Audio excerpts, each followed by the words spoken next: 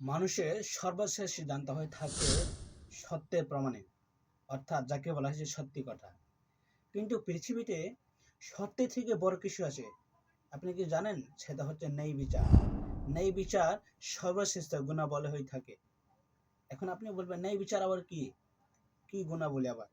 দেখো, একজন কোনো ব্যক্তি, বন্ধু বা ভাই বা আত্মীয় স্বজন তার থেকে তাকে ঠকিয়ে কোনো না কোনোভাবে তার থেকে কোনো একটা কাগজে বা তার ধন সম্পদের একটা ধন সম্পদের কাগজে তার সই নিলেন। তিনি তার সই নিয়ে তাকে ঠকিয়ে সই নেওয়ার পর তিনি বললেন যে এখন এই জায়গা জমিতে আমার, আপনি কারণ সই করেছেন, তার মানে জায়গা জমিতে আমার।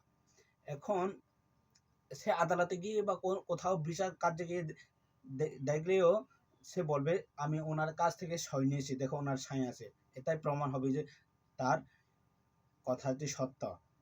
বলে তাকে তার প্রতি আরেকজনের প্রতি অবিচার করা হবে। কিন্তু ন্যায় বিচার হচ্ছে সর্বশ্রেষ্ঠ গুণাবলী। সেটা কি?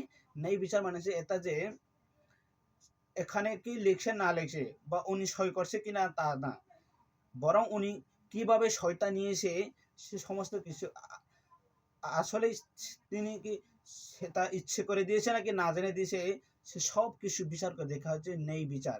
তাই ন্যায় বিচার সর্বশ্রেষ্ঠ গুণাবলী হয়ে থাকে। আমরা দুই তিনজনকে ঠকিয়ে সত্যি কথা বলে আমরা কিছুটা পার পেয়ে যেতে পারি, কিন্তু সৃষ্টিকর্তা কখনো কাউকে ক্ষমা করে না।